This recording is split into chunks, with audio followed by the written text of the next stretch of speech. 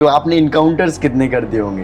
क्योंकि ये भी एक एसपी रहते हुए या फिर मैंने आपको कोई डिस्ट्रिक्ट संभालने को दिया जाए तो उस टाइम पे काफ़ी। मेरे पास उस समय के मंत्री का फ़ोन आया कि जी मैं कुछ लोगों को भेज रहा हूँ, इनकी हेल्प कर देना। हैकिंग का कोर्स किया है, ग्रेट सर। एथिकल हैकिंग का। सेक्रेटरी की उम्मीद है, बट बीच रास्ते में कहीं खो गई, हाँ। गलत काम कर लिया, फंस गए, एडिशनल सेक्रेटरी भी नहीं बन पाए। कभी कभी सर ऐसा इगोइस्टिक नहीं हुए आप कि मैं इतना बड़ा ऑफिसर बनता जा रहा हूँ डे बाई डे? कई बार मैंने देखा है सिपाही को एसपी से ज़्यादा इंटेलिजेंट। तो सर ये स्टोरी बताओगे, कभी आपको लव हुआ किसी से या फिर कुछ तैयारी के टाइम पे ऐसी स्टोरी रही है? डीसी साहब जो है उस एरिया के नकल रुकवाने गए स्कूल में, बच्चों ने उनको किडनैप कर लिया। गुजरात में भी मुझे एक एसआईटी में हाई कोर्ट ने अपॉइंट किया था, इशरत जहां एनकाउंटर की एसआईटी में। आप जब लास्ट पोस्ट पे रिटायर्ड हुए हैं एज अ ईडी, उस टाइम पे आपकी सैलरी क्या थी और पर्क्स एंड अलाउंसेस क्या? लश्कर ए तोयबा के ऑल ओवर इंडिया पकड़े गए, जैसे मनोहर पारिकर। वो काफ़ी ट्रस्ट करते थे, तो बहुत सारे पुलिस के अलावा भी काम देते थे। जैसे कहते थे रिक्रूटमेंट किसी भी डिपार्टमेंट का, वो मुझे पकड़ा देते थे। इंडियन मुजाहिदीन था, जो बाटला हाउस में 2008 में एनकाउंटर हुआ था, उसके बाद पूरा इंडियन मुजाहिदीन के लोग पकड़े गए। 2015 में मैं एनफोर्समेंट के डायरेक्टर बन गया। अगर आप आईपीएस के लिए जाते तो डीजीपी हेड पोस्ट पर तक आप पहुंच सकते हैं। इसके अलावा जैसे आप ईडी में आ गए और भी एफयूआई फाइनेंशियल यूनिट इंटेलिजेंस में भी रहे, इसके अलावा आप और भी चीज़ें में रहे हैं, डायरेक्टर वगैरह। तो सर ये कैसा प्रोसेस है? सवाल है ना, ये थोड़ा सा मेरे हिसाब से ठीक नहीं है इस सेंस में। जी मैं जी बताऊंगा इस सेंस में। मैं आपने सवाल पूछा, इसको समझना जरूरी है। हाँ। नॉर्थ इंडिया में ना कहते हैं खुड्डे लाइन पोस्टिंग लग गई। खुड्डी लाइन आई डोंट नो आपको मतलब है लोकल नहीं। स्लैंग होगा वहाँ का। स्लैंग में खुड्डे लाइन का मतलब है बेकार सी पोस्टिंग मिल गई। I life challenges in life. Can you imagine 31 out of 10 promotion हुए थे एक केस में, ओके। क्योंकि वो केस इतना डिफिकल्ट था और चैलेंजिंग था। उसकी जो प्रवृत्ति है काफ़ी डिफ़िकल्ट रहती है, या फिर उस क्राइम के एंड गोल तक पहुंचने में काफ़ी मुश्किलों का सामना करना पड़ता है। डायरेक्टली कई बार आपने पीएम से बात करी होगी और प्रेसिडेंट से भी बात करी होगी, डिफरेंट स्टेट के सीएम से डायरेक्टली। अभी जैसे आप बाबा साहब का जिक्र कर रहे थे जब आप पंजाब में गए थे, तो वो कैसा सेटिस्फैक्शन रहता है या फिर उनके साथ जो कन्वर्सेशन होती है उसके बाद आपको कैसा फील होता है? Hello everyone, welcome to student. तो हम आज मिलने वाले हैं 1984 batch IPS officer Karnal Singh sir से। सर के बारे में अगर मैं आपको बताऊं तो ईडी के वो चीफ रह चुके हैं और ईडी का जो पोस्ट है 1975 के बाद, यानी कि इमरजेंसी के बाद से फर्स्ट आईपीएस ऑफिसर हैं जिनको ये पोस्ट दिया गया है। जनरली आईएएस और आईआरएस ऑफिसर्स होते हैं उनको दिया जाता है। सर ने सर्विस के दौरान उनके जो एक्सपीरियंस हैं वो बहुत ही ज़्यादा हैं और बहुत ही अमेजिंग हैं। मैंने जैसे कि आपको बताया वो ईडी के चीफ रहे हैं, इसके अलावा मिज़ोरम के डीजीपी भी रहे हैं और भी बहुत बड़े बड़े जो टेररिज्म के जो केस थे या फिर मनी लॉन्ड्रिंग के केस थे उनको हैंडल किया है। जैसे कि आप उनको पढ़ते ही रहते होंगे न्यूज़ में, जैसे 2G स्कैम हो गया, विजय माल्या हो गया, पनामा पेपर लीक हो गया एंड बहुत सारे। साथ ही सर अभी ऑथर भी हैं। जैसे कि अगर मैं इनके बुक के बारे में बताऊँ आपको तो इंटरनल सिक्योरिटी जो कि जीएस पेपर 3 में जो बुक होती है या फिर सिलेबस में है वो बुक सर ने लिखी है। साथ ही साथ बाटला हाउस जो इनकाउंटर्स हुए थे उसके ऊपर भी बुक है। और साथ ही साथ सर अभी एडवोकेट यानी कि जो लीगल जो भी चीज़ें होती हैं उनको गाइड करते हैं। सर की एक एडवोकेट के रिलेटेड या फिर एक फर्म बनाई हुई है जो कि अभी सर रिटायरमेंट के बाद चला रहे हैं। सो सर नमस्कार। जी सर।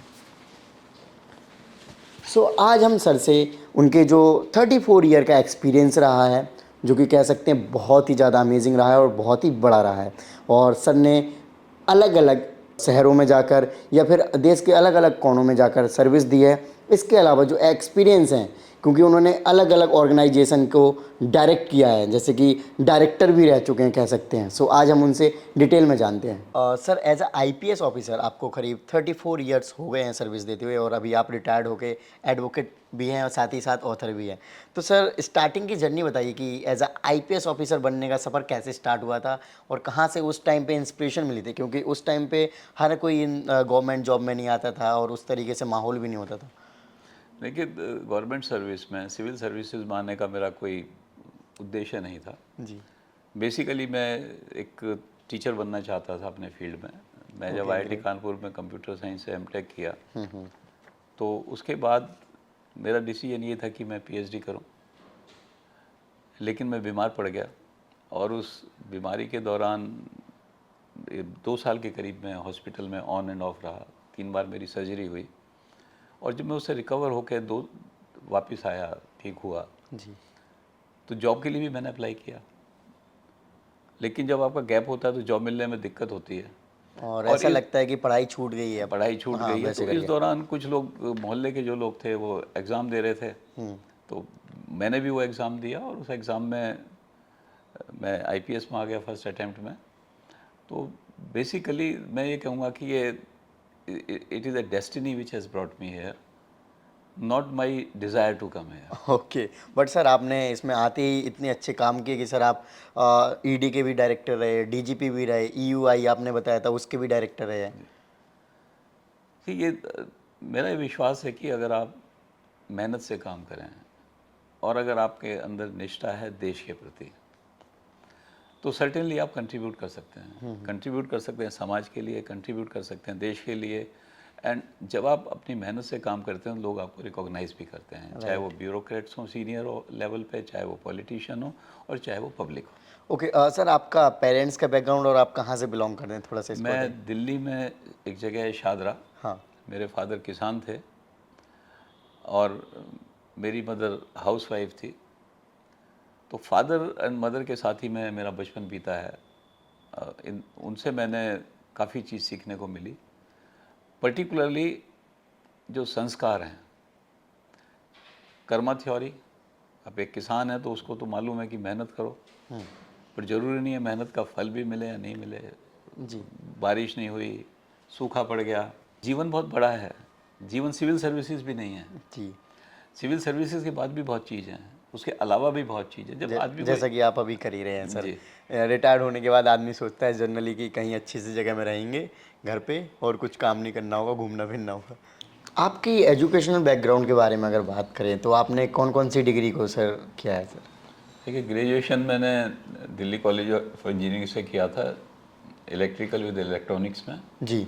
उसके बाद एमटेक आईआईटी कानपुर से कंप्यूटर साइंस में किया, और सर्विस के दौरान मैंने एमबीए किया था, जो दिल्ली का मैनेजमेंट स्कूल है, दिल्ली यूनिवर्सिटी का एफएमएस जो है। हाँ। एंड लॉ जो है मैंने गोवा में सालवांकर लॉ कॉलेज है, वहाँ से एलएलबी किया था। इसके अलावा मैंने साइबर क्राइम के ऊपर भी कोर्स किया हुआ है Asian school of cyber law से। Okay, great sir. जी। सर जनरली मैं ऑफिसर्स के इंटरव्यू लेता रहता हूँ, तो जो टॉप लेवल पोस्ट पे जो पहुँचते हैं, तो मैंने एक चीज़ कॉमन देखी है कि वो सर्विस के दौरान भी या फिर सर्विस के बाद भी कुछ ना कुछ करते रहते हैं। जैसे कि आपने सर्विस के दौरान इतनी डिग्रीज ली हैं, जैसे कि एफएमएस में बताया, उसमें एडमिशन लेना ही लोगों का सपना रहता है, और आपने उधर से सर्विस के दौरान ईजीली आपने कर लिया। तो ये सब सिनेरियो क्या रहता है, क्या थॉट चलता रहता है लाइफ के बारे में? See it is a learning process. जी। बिकॉज एक आदमी जो है पूरी ज़िंदगी अगर वो सीखता है चीज़ों को तो उसका फ़ायदा होता है लाइफ में। जैसे फॉर एग्जांपल मैंने हैकिंग का कोर्स किया, एक ग्रेट सर। एथिकल हैकिंग का। ओके। तो वो अंडरस्टैंड करता है कि हैकिंग कैसे हो सकती है, हमारे पे कैसे कोई अटैक कर सकता है। एफएमएस में जैसे मैंने किया तो मैंने फाइनेंशियल उसमें किया था, फाइनेंस में किया था।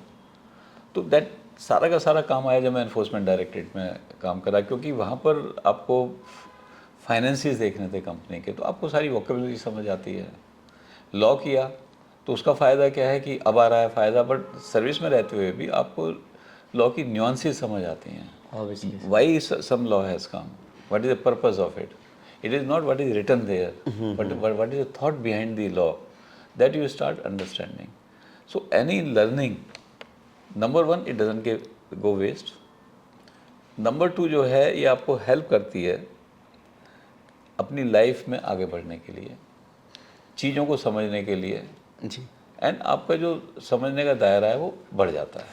ओके, सर मैं भी एस्पिरेंट से मिलता रहता हूँ। जनरली एस्पिरेंट ये सोचते हैं, फिर कुछ स्टूडेंट ये सोचते हैं कि एक बार नौकरी लग गई उसके बाद लाइफ सेट है, फिर कुछ नहीं करना होता है। बट सर आपसे अगर सीखने को देखा जाए तो आप तो सर अभी भी रिटायरमेंट के बाद भी हमारे सोसाइटी को सर्व कर रहे हैं एक प्रकार से देखा जाए। देखिए, मैं सिविल सर्विसेज के जो सेलेक्ट होते हैं उनसे इंटरेक्ट भी करता हूँ, और मैं उनको एक ही बात कहता हूँ कि आप पैदा हुए हैं सर्विस में, आप ऑफिसर नहीं बने बड़े, आप सर्विस में पैदा हुए हैं, और आपको 30 साल से 34 साल तक की, 37 साल तक की सर्विस करनी है। और आपकी कैपेबिलिटी का पता लगेगा लास्ट स्टेजेस पे जाके। बहुत से ऐसे ऑफिसर्स हैं यंग एज में आ जाते हैं और ये लगता है ये, फॉर एग्जांपल अगर आईएएस में आ गया तो हर आईएएस ऑफिसर की होती है कि कैबिनेट सेक्रेटरी तक पहुँचे। जी सर। लेकिन बहुत से ऐसे ऑफिसर हैं जो यंग एज में आ गए, कैबिनेट सेक्रेटरी की उम्मीद है बट बीच रास्ते में कहीं खो गए, गलत काम कर लिया, फंस गए, एडिशनल सेक्रेटरी भी नहीं बन पाए। तो ये बड़ा समझना ज़रूरी है, ये एक बिगिनिंग ऑफ लाइफ है, beginning of a new system है, बिगिनिंग ऑफ कैरियर है। It is not that somebody has become something. Okay. तो अगर जब तक बच्चों को ये समझ नहीं आएगा, वो शुरू में गलती कर बैठते हैं। राइट, ये नहीं है कि आप एसडीएम या डीएम या फिर एसपी बन गए बहुत है, ऐसे करके ना सर? नहीं, एब्सोल्युटली नहीं, क्योंकि अल्टीमेटली आपके आया है कि पब्लिक सर्विस के लिए। जी। जितना आप पब्लिक के बारे में सोचेंगे, जितना आप न्याय के बारे में सोचेंगे, वो इम्पोर्टेंट है। ओके। आपने अर्लियर बताया स्टार्टिंग में कि आप फर्स्ट अटेम्प्ट में यूपीएससी को क्रैक कर गए थे। रैंक क्या था सर आपका? मेरा रैंक, मुझे इस समय ध्यान नहीं है कितना रैंक था। हाँ। आई थिंक 180 कुछ होगा उस 180 कुछ। I don't remember exactly. Okay sir, brief में अपनी स्टोरी बताइए। जब आप सिलेक्शन हुआ उसके बाद आपका प्रोसेस कैसे स्टार्ट हुआ होगा? स्टार्टिंग में ट्रेनिंग पे गए होंगे, फिर आपको एसपी और बाकी पोस्टिंग के लिए आगे initially the national police academy, पहले तो फाउंडेशन कोर्स होता है लवासना में। लवासना में, फिर पुलिस में हमारी, अब तो फेज़ 1 फेज़ 2 होते हैं, उस समय एक ही फेज़ होता था। ओके। 1 साल की लगभग ट्रेनिंग वहाँ होती थी। उस ट्रेनिंग के बाद army attachment and different units में, जैसे बीएसएफ अटैचमेंट होता था तो डिफरेंट यूनिट्स में अटैचमेंट होता था। और उसके बाद फिर फील्ड ट्रेनिंग होती थी। फील्ड ट्रेनिंग में कांस्टेबल से लेके एसीपी तक का काम दिया जाता था। मतलब सिपाही की क्या ड्यूटीज़ हैं, रिकॉर्ड रूम में कैसे, कितने रिकॉर्ड मेंटेनेंस है, उस रिकॉर्ड को कैसे मेंटेन करते हैं। आर्मरी है पुलिस स्टेशन में जिसको मालखाना बोलते हैं, उसका कैसे मैनेजमेंट होता है। फिर आप सब इंस्पेक्टर का काम भी देखते हैं जी। फिर आप एसएचओ का काम भी देखते हैं हाँ। कुछ समय, देन एसीपी का काम देखते हैं। तो ये बहुत इंपॉर्टेंट फेज़ होता है लर्निंग का। एंड इस फेज़ में अगर आदमी अपने को संभाल के सीखे तो जो हमारी लोअर सबऑर्डिनेट्स हैं, कांस्टेबल हैं, सब बहुत कुछ सिखाते हैं। जी सर। और ये पूरी ज़िंदगी काम आता है। और अगर आप अफसर बन के उस समय रहोगे तो आपको कुछ समझ नहीं आएगा थाने में। तो बहुत ज़रूरी है कि आप सीखने की कोशिश करें। ओके। कभी कभी सर ऐसा ईगोइस्टिक नहीं हुए आप कि मैं इतना बड़ा ऑफिसर बनता जा रहा हूँ डे बाय डे, और काफ़ी आप एग्रेसिव नेचर में रहते हो, किसी को भी अपने जूनियर्स को डांट दिया या फिर उनसे इस तरीके से बात करते हैं जनरली, जैसे देखा मेरे हिसाब से ठीक नहीं है। मेरा ये मानना है कि कोई आदमी सिपाही बना है, कोई आदमी आईएएस ऑफिसर बना है, कोई आईपीएस ऑफिसर बना है, ये सर्कमस्टांसेस भी होते हैं। कई बार मैंने देखा है सिपाही को एसपी से ज़्यादा इंटेलिजेंट। मेरी ये आदत रही है कि कोई केस सॉल्व हुआ तो मैं वहाँ जाके पूछता था हर एक आदमी से, बताओ इस केस में कैसे इनपुट मिला। सो अल्टीमेटली मुझे मिलता था सिपाही ने केस सॉल्व किया है। ओके। और सिपाही बताएगा कि कैसे जो है उसका कॉल डाटा रिकॉर्ड से उसने कैसे वो मैनेज किया है। तो इसलिए आपको ह्यूमन रेस्पेक्ट करनी चाहिए, डिसिप्लिन जरूर मेंटेन करना चाहिए, बट डिसिप्लिन का मतलब ये नहीं आपको ईगो करनी चाहिए।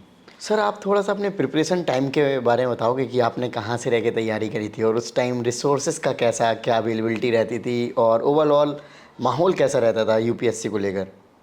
कि मैंने जो मेरी तैयारी थी मेरे घर पे रह के की थी।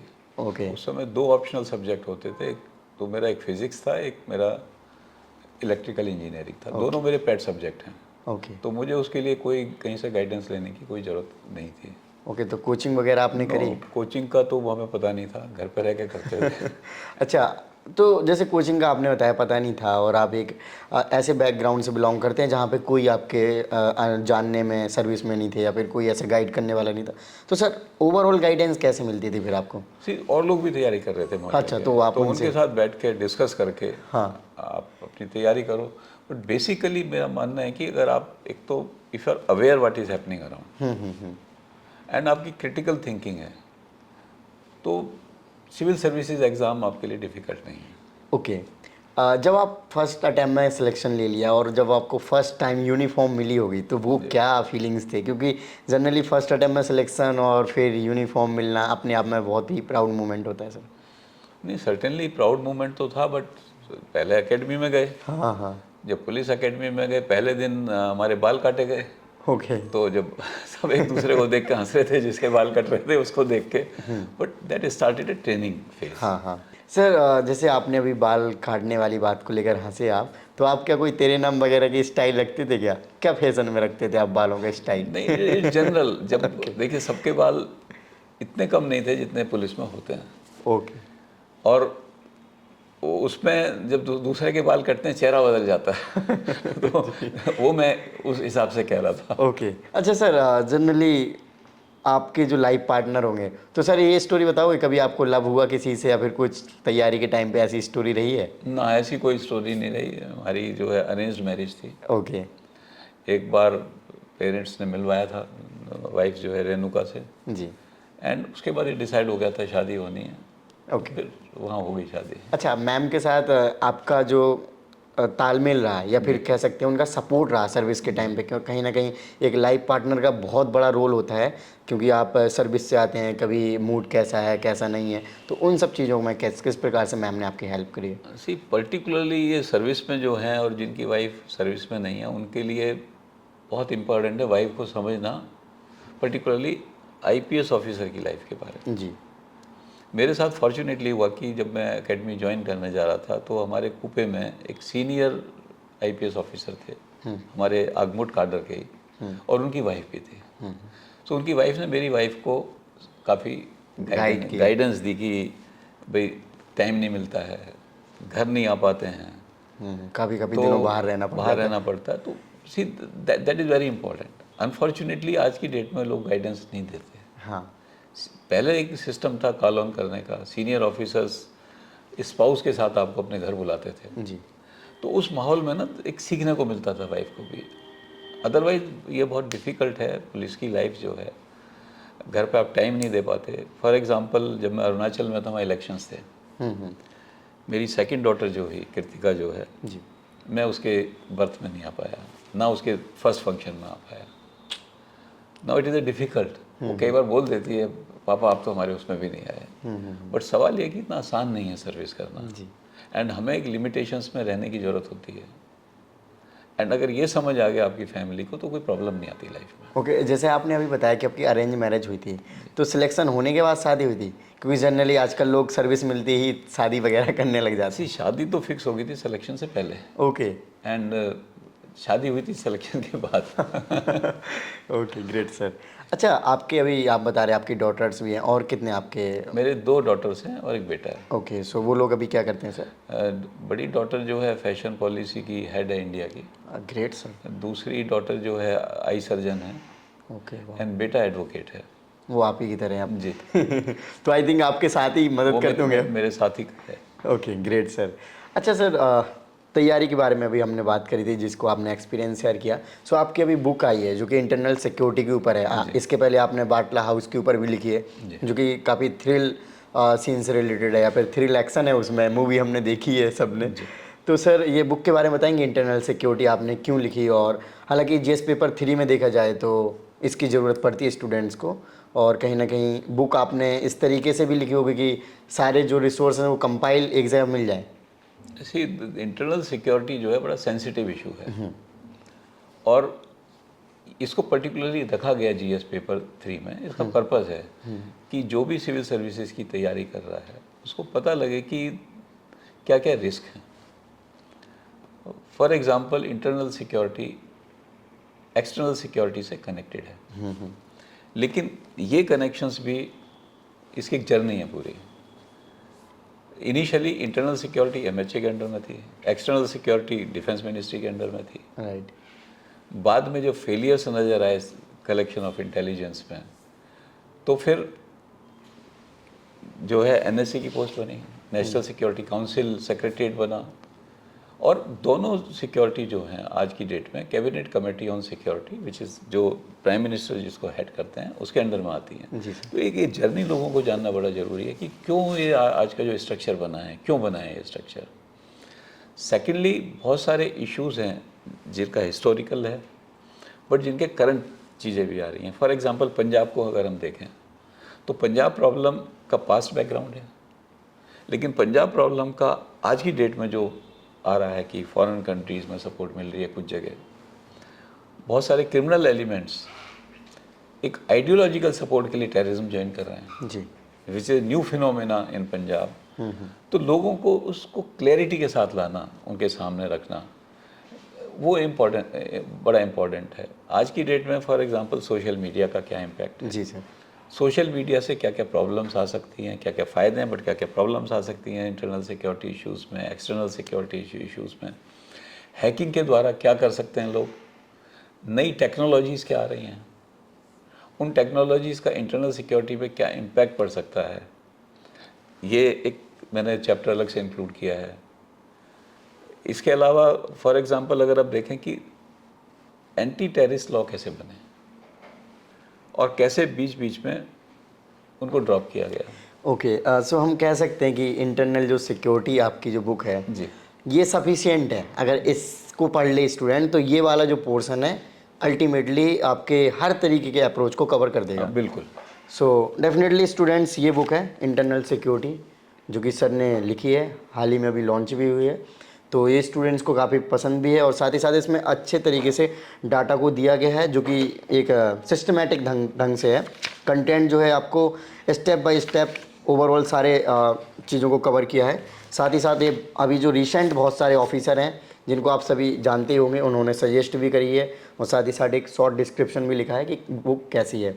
ओके, इसमें जो है अप्रैल 2023 तक के जो डेवलपमेंट हैं सारे इंक्लूडेड हैं। Okay, great sir. And data भी जो लेटेस्ट है, जो MHA की जो लेटेस्ट एनुअल रिपोर्ट आई है उसका डाटा इसमें है। Okay, great sir. So friends, अगर इस बुक को आप परचेस करना चाहते हैं, उनका हम लिंक वीडियो के डिस्क्रिप्शन में दे देंगे।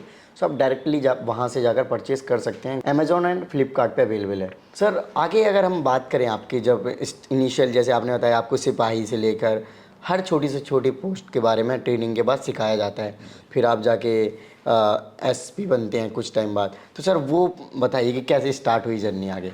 पहले मेरी पोस्टिंग हुई थी थोड़े टाइम के लिए ACP लाइसेंसिंग, ओके। जो दिल्ली पुलिस की लाइसेंसिंग ब्रांच है उसमें। एंड 2 महीने बाद मेरी पोस्टिंग फील्ड में होगी, मुझे ACP मोती नगर लगाया गया। अच्छा, ओके। काफ़ी वहाँ सीखने को मिला। मेरे से पहले जो ACP थे उन्होंने एक सिस्टम बनाया हुआ था, बहुत अच्छा सिस्टम मॉनिटर करने का बनाया हुआ था केसों का। तो मैंने भी वो सिस्टम अडॉप्ट किया। हर केस की रिव्यू करते थे वो, मैं भी हर केस को रिव्यू करने लगा हर वीकली। तो इससे बड़ा सीखने को मिलता था, क्योंकि बहुत सी चीज़ इनिशियल स्टेज पे आपको नहीं आती, क्या करना चाहिए केस में आगे। तो जब आप IO से बात करते हैं कि भाई इस केस में अब आप क्या कर रहे हो, आगे क्या करोगे, तो रीज़न भी बताता था कि मैं ये क्यों करूँगा। तो आपकी एक लर्निंग प्रोसेस शुरू हो जाती है केसों के इन्वेस्टिगेशन में, केसों में क्या प्रॉब्लम्स आती हैं, IOs को क्या प्रॉब्लम आती हैं, इन सब चीज़ का आपको एक आंकलन लगना शुरू हो जाता है। तो बड़ा अच्छा फेज़ था मेरे लिए। उसके इमीडिएटली बाद उस समय दिल्ली पुलिस की जो कंप्यूटराइजेशन हो रहा था, हाँ। तो तीन सिस्टम थे उसमें। एक तो पेरोल सिस्टम था, एक पर्सनल इंफॉर्मेशन सिस्टम था, एक क्राइम एंड कंट्रोल सिस्टम था, और CMC उसको बना रही थी। तो दे रिक्वायर समबडी की जो कंप्यूटर्स के बारे में जानता हो। तो मेरी पोस्टिंग वहाँ से ACP कंप्यूटर पे DCP कंप्यूटर पे। तो आप कंप्यूटर के बारे में पहले से ही जान रहे थे थोड़ा बहुत? क्योंकि मैंने MTech किया हुआ था कंप्यूटर साइंस में। तो ये तीनों जो सॉफ्टवेयर डेवलप हुए, तो फर्स्ट टाइम इन इंडिया जो है किसी एक एजेंसी ने अपने सारे ये डेवलप किए। ओके, सो आपका कहने का अभी मुझे जो सॉल्यूशन नज़र आया कि आपको जैसे कंप्यूटर का ये जो आप दिल्ली पुलिस में जो भी हो रहा था कंप्यूटराइजिंग, तो इसमें आपको आगे और पोस्ट मिली आपके जस्ट कि आपके पास इन क्वालिटीज़ थी पहले से। सो दैट कि स्टूडेंट को भी ये समझना चाहिए कि उन्हें सिर्फ एक डिग्री पे स्टक नहीं होना चाहिए, नॉलेज जितनी बढ़ा सकें उतनी बढ़ा सकते हैं। बिल्कुल। ओके, सो इससे कैरियर भी ग्रोथ होने में ज़्यादा हेल्प होगी। बिल्कुल। ओके, उसके बाद सर आपकी कहाँ पोस्टिंग हुई? फिर मैं 89 में अरुणाचल चला गया। अरुणाचल। 1 साल मेरी पोस्टिंग वहाँ ईटानगर में रही, SP हेडक्वार्टर, और 2 साल मेरी पोस्टिंग बॉम्बडिला में रही। ओके। बॉम्बडिला बड़ा पीसफुल वो है, लेकिन अरुणाचल प्रदेश की जो प्रॉब्लम है बड़े स्ट्रेंज टाइप की हैं। हाँ। एक तो उस समय वहाँ पर स्टूडेंट्स काफ़ी वोलाटाइल भी होते थे और सुनते भी नहीं थे। मेरे से पहला जो SP था, वो एक स्टूडेंट एजिटेशन हुआ, उसमें उसको पीट भी दिया गया था। Okay. But I was able to control them, क्योंकि मैंने उनको डांटा भी, मैं उनके साथ खेलता भी था। ओके, मैं क्रिकेट खेलने चला जाता था स्टूडेंट्स के साथ। तो उससे उन पे एक प्रेशर रहता था। मार्केट वाले मेरे से कहते थे कि आप शाम को घूमने आ जाया करो। मैंने क्यों? कहना आप आते हो तो जो बैड एलिमेंट्स हो मार्केट से भाग जाता है। कहता कहने की ज़रूरत नहीं पड़ती जी। एंड देन टोपोग्राफिकल चेंज है। सी दिल्ली में हर चीज़ वेरी फास्ट मूविंग है। हाँ हाँ। वहाँ पर पहाड़ी एरिया है, अगर कोई एजिटेशन होता है तो पहाड़ पे लोग छिप सकते हैं, वहाँ से पत्थर फेंक सकते हैं। तो वो समझने की ज़रूरत है। ट्राइबल थिंकिंग डिफरेंट है, उस ट्राइबल थिंकिंग को समझने की ज़रूरत है। जैसे वहाँ पर एक सेपा एरिया है, ईस्ट कामेंग डिस्ट्रिक्ट है, वहाँ पर डीसी साहब जो है उस एरिया के नकल रुकवाने गए स्कूल में, बच्चों ने उनको किडनैप कर लिया। सो फिर मुझे भेजा गया दूसरी डिस्ट्रिक्ट से कि डीसी को छुड़वाओ उनसे। मैं गया, मैंने तो कुछ करा नहीं। मैंने कहा कि कल शाम को हम सर्च करेंगे और अगर किसी ने ऑब्जेक्ट किया तो हो सकता है हम फायरिंग कर दें। तो बच्चों ने आगे सरेंडर कर दिया। तो ओके, अभी फायरिंग की बात हुई है तो आपने इनकाउंटर्स कितने कर दिए होंगे? क्योंकि ये भी एक एसपी रहते हुए या देखिए, फिर मैंने नहीं आपको कोई किए। डिस्ट्रिक्ट संभालने को दिया जाए तो उस टाइम पे मैंने काफ़ी। नहीं किए, लेकिन मेरी टीम्स ने ज़रूर किए हैं। अराउंड 85 एनकाउंटर्स किए मेरी टीम्स ने, जिसमें 28 टेररिस्ट के हैं, रिमेनिंग सारे जो हैं ड्रेडेड क्रिमिनल्स के हैं। अच्छा, ये डेटेड क्रिमिनल्स क्या है सर? सी ड्रेडेड क्रिमिनल्स वो हैं जो जिनसे लोग मतलब एक्सटॉर्शन करते हैं, लोगों से गुंडा मर्डर टाइप कह करते सकते हैं, लोग डरते हैं उनसे। तो वो ड्रेडेड क्रिमिनल हैं, जिनके ऊपर स्टेट इनाम करती है। यूपी ने इनाम कर दिया 2 लाख का, 5 लाख का, इसको पकड़ोगे तो इतना इनाम मिलेगा। तो these are the dreaded criminal. सूचना गुप्त रखी जाएगी बताने वाले की। जी। ठीक है सर। उसके बाद क्या सिलसिला हुआ? आप डीजीपी भी रहे सर। हाँ, वहाँ से मैं अरुणाचल प्रदेश से मैं फिर दिल्ली पुलिस में आ गया। इनिशियली मैं डीसीपी नॉर्थ वेस्ट डिस्ट्रिक्ट रहा, वहाँ से डीसीपी विजिलेंस आ गया और फिर डीसीपी क्राइम में रहते हुए उस समय वहाँ पर यहाँ केस हुए थे करीब 42 ब्लास्ट इन दिल्ली। हमारे यहाँ स्पेशल सेल भी थी जिसमें मैं बाद में रहा। स्पेशल सेल की ड्यूटी है टेररिज्म को कंट्रोल करना, उनको पकड़ना। जी सर। लेकिन ये लोग पकड़े नहीं जा रहे थे, कोई इनपुट नहीं मिल रहा था, आईबी से भी नहीं मिल रहा था, किससे नहीं मिल रहा था। तो सीपी ने कहा कि तुम अपनी टीम बनाओ। तो ये केस हमने क्रैक किया जिसमें 28 मॉड्यूल्स जो हैं लश्कर ए तौयबा के ऑल ओवर इंडिया पकड़े गए और पूरा जो वो मॉड्यूल था वो बिल्कुल कंट्रोल कर लिया गया। ओके। यहाँ के बाद मैं क्राइम ब्रांच में काफ़ी इंटरेस्टिंग केसेस हुए, जैसे उपहार सिनेमा का केस था, ड्रॉपसी डेथ के केस थे, ओके। शिव प्रकाश शुक्ला एनकाउंटर था, यूपी का एक बहुत बड़ा क्रिमिनल था। देन मैं गोवा चला गया, यहाँ से ट्रांसफ़र होकर। गोवा में मैं यहाँ से गया था एसपी, फिर वहाँ डीआईजी भी बना। ओके। एंड गोवा का काम तो वहाँ कम था बट लेकिन इंटरेस्टिंग काम वहाँ रहता था। और फॉर्चुनेटली वहाँ के सीएम थे मिस्टर मनोहर पारिकर, वो काफ़ी ट्रस्ट करते थे, तो बहुत सारे पुलिस के अलावा भी काम देते थे। जैसे कहते थे रिक्रूटमेंट किसी भी डिपार्टमेंट का हो, मुझे पकड़ा देते थे कि तुम रिक्रूटमेंट करो। जी। फिर मैं 2003 के एंड में दिल्ली आ गया एंड मेरी पोस्टिंग जो है जॉइंट सीपी, उसमें मैं आईजी बन गया था, जॉइंट सीपी स्पेशल सेल हो गई, जिसमें मैं करीब 4.5 साल रहा।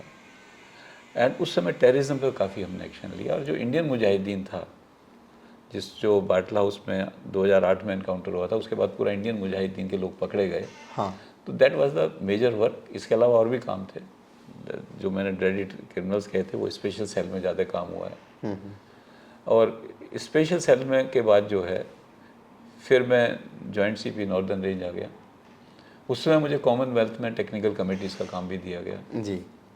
एंड यहाँ से फिर मैं ट्रांसफ़र, मैं गुजरात में भी मुझे एक एसआईटी में हाई कोर्ट ने अपॉइंट किया था, इशर जहान एनकाउंटर की एसआईटी में। फिर मैं मिज़ोरम ट्रांसफ़र हो गया, जहाँ पर मैं पहले वहाँ गया था एज आईजी, बट बाद में मैं एडिशनल डीजी गया था वहाँ पर। फिर वहाँ डीजीपी मिज़ोरम रहा। वहाँ के बाद डेपुटेशन पे मैं एनफोर्समेंट डायरेक्टरेट में आ गया। Okay, deputation. हाँ, एंड 2015 में मैं एनफोर्समेंट के डायरेक्टर बन गया, जो मैं 2018 तक वहाँ रहा और 18 में वहाँ से रिटायर हो गया। सर, आपने बताया कि आप मिज़ोरम में डीजीपी रहे, देन आपको ईडी का डायरेक्टर भी बनाया गया।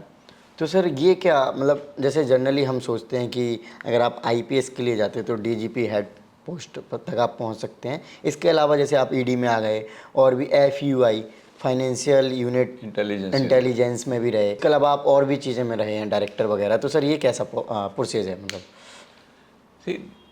वही जो आपने शुरू में एक सवाल पूछा था लर्निंग प्रोसेस के बारे में, अगर आपकी इंटीग्रिटी ठीक है और आप मेहनत से काम करते हैं और आपको नॉलेज है चीज़ों की, तो सर्टेनली आपको पिकअप कर लिया जाता है सरकार के द्वारा कि भाई ये इंपॉर्टेंट जगह, इसको हम यहाँ लगा देते हैं।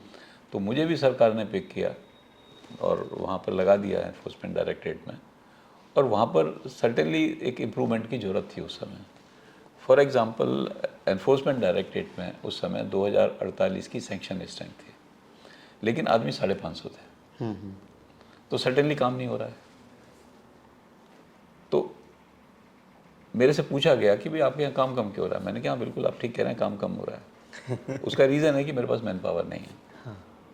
Now it is an interesting thing. एक आप डिफेंसिव हो जाओ, एक आप एक्सेप्ट करो अपनी कमियों को। तो मेरे से पूछा गया कि भाई इसको कैसे सॉल्व करें। मैंने कहा जी आप इंसेंटिव दो आने के लिए। सीबीआई में इंसेंटिव है, तो ईडी में भी इंसेंटिव होना चाहिए ऑफिसर्स को एक्स्ट्रा पे का। सेकेंडली, इंडक्शन प्रोसेस फास्ट होने के लिए डीओपीटी में एक आप कमेटी अगर बना दें तो इंडक्शन प्रोसेस फास्ट हो जाएगा। तो कहा मेरे से कि लिख के भेजो दोनों। तो I send both the proposals and दोनों प्रपोजल गवर्नमेंट ने एक्सेप्ट कर लिए। उसके बाद एकदम से जब मैंने छोड़ा ईडी, उस समय तक करीब 1400 लोग ऑलरेडी आ गए थे ईडी में। 500 से 550 लेके 1400 हो गए थे, और आज की डेट में 2048 जितने भर चुके हैं अभी, और नई सैंक्शन स्ट्रेंथ एनफोर्समेंट डायरेक्टरेट ने गवर्नमेंट से मांगी है जी। सो जो हम अपनी कमियां हैं अगर किसी भी सिस्टम में उसको दूर करें। फॉर एग्जांपल आपको देता हूँ, जो हम डिजिटल मीडिया को सीज करते हैं इन्वेस्टिगेशन के दौरान, सर्च के दौरान, उसको CFSL central forensic science lab में भेजते थे। वहाँ से जवाब जो है 1 साल से 3 साल के बीच में आता था। इतने टाइम आपका इन्वेस्टिगेशन पेंडिंग रहता था। तो मैंने डिसाइड किया कि हम 5 अपनी ही साइबर लैब बनाएंगे। वाह। तो 5 साइबर लैब लगा दी। अब हमें सेम डे इन्फॉर्मेशन मिल जाती थी कि इसके रिकॉर्ड में क्या है। जी। तो आपको इम्प्रूवमेंट करने की ज़रूरत है सिस्टम्स में, और वो तभी आएगा जब आप अवेयर हैं कि क्या क्या चीज़ पॉसिबिलिटीज़ हैं। राइट। सर आपका एक्सपीरियंस बहुत बड़ा है सर्विस में, और जनरली स्टूडेंट को सीखने को भी आपसे बहुत कुछ मिल ही रहा है। जैसे कि ये इंटरव्यू है, प्रीवियस भी आपने बहुत सारे इंटरव्यू करे होंगे। सर ये पावर का जनरली सोचते हैं जब तैयारी करते हैं स्टूडेंट कि हम अगर सर्विस में जाएंगे तो हमारे पास पावर होंगी, या फिर कह सकते हैं जैसे सिविल सर्वेंट जिनको बोला जाता है, तो सर्वेंट का मतलब होगा कि आप नौकर हैं लोगों के, इस प्रकार से भी देखा जाता है। वो जनरली हम पावर को भी उसी टाइम पे एग्जामाइन करते हैं। ये दिक्कत क्या है कि हमारी कंट्री में ना अभी भी हम मिडिल एजेस में जी रहे हैं, जिसको कहते हैं feudal system. Okay. And it is unfortunate. On the contrary आप गोवा में देखो, मैं इसलिए वहाँ का एग्जांपल दे रहा हूँ, गोवा का हॉरिजॉन्टल सोसाइटी है। मैं एक बार CM के साथ, पर्रिकर साहब कहने लगे कि उनके बेटे की आंख में प्रॉब्लम थी, कहता मेरे साथ चलो, इसको डॉक्टर को दिखाना है। तो हम दोनों उनके बेटे के साथ डॉक्टर के यहाँ पहुँचे। बाहर लोग बैठे हुए थे, लोगों ने विश किया पर्रिकर साहब को, लेकिन किसी ने सीट नहीं दी। अब you compare it north India, आप सोच ही नहीं सकते। हालांकि डॉक्टर उनका जानकार था, उसने पहले देख लिया उनको, जल्दी देख लिया, लेकिन people feel you are equal. हाँ, पर्रिकर सर के में ये भी वायरल था कि कभी वो साइकिल से या फिर स्कूटी से निकल जाते हाँ, थे। वो है। तो मैं जो कह रहा हूँ कि वो फ्यूडलिज्म का हमारे पास जो दिमाग में भरा हुआ है, एक तो उसको निकालने की ज़रूरत है। And certainly we are public servants. जो सिविल सर्विसेज में आते हैं पब्लिक सर्वेंट, एक पब्लिक का काम उनको दिया जाता है, और उसको काम को फेयरली करने की ज़रूरत है। मैंने एक बार एक स्लोगन लिखा था जी। Poor man, torn clothes, dust on, must be honored in every corner. Okay. Now, if you have a feeling कि ये आदमी पुअर है, it doesn't matter, he is a citizen of the country. और citizen की को right, हम वहाँ बैठे हुए हैं उसका राइट दिलाने के लिए। हम वहाँ इसलिए नहीं बैठे हुए कि अपना राइट दिखाने के लिए। अगर हम उसका राइट उसको देते हैं, एंड बहुत सारे ऑफिसर ये भूल जाते हैं, टुडे आप फेंस के इस साइड पर हैं, आप ब्यूरोक्रेसी के साइड पे हैं, आपके रिलेटिव और आप भी टुमारो फेंस के उस साइड पे होंगे जहाँ आप सर्विस के लिए जाएंगे। हाँ। तो आपको सर्विस मिल जाएगी क्या? तो हमें see that is called emotional intelligence, think about other people. Right. वो एक ज़रूरत है, और ये ट्रेनिंग में भी ज़रूरत है इस चीज़ की समझाने की। ट्रेनिंग में हमें ये नहीं समझाना चाहिए या ये नहीं समझना चाहिए कि हम बहुत बड़े आदमी बन गए। मेरे पास जो बच्चे आते हैं, एक हमारे दिल्ली कॉलेज ऑफ इंजीनियरिंग से IAS में सेलेक्ट हुई थी लड़की, शी केम टू मी, कहने लगी सर मैं थोड़ा कंफ्यूज हूँ, इसके पास आई हूँ। तो मैंने कि क्या हो गया? कहते सर जैसे ही हम सेलेक्ट हो गए हमें जगह जगह फेलिसिटेशन होते हैं।